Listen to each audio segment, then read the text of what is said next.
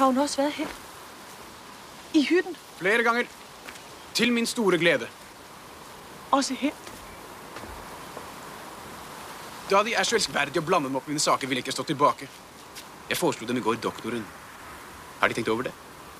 Prinsen er nemlig for umulig. Han er ikke umulig, nej. Han er bedre end de. Han kan være i et hus uden at slå kopper og glas i stykker. Min sko får være i fred for ham. Han forstår at omgås folk. Her skader det ikke nogen at jeg er som jeg er. Man kan ved et øjeblik vente sig det værste af dem. Ja, det bliver i længden trættende at passe på dem. De kan måske få Eva til at passe på dem. Det er bare skade, at hun er gift.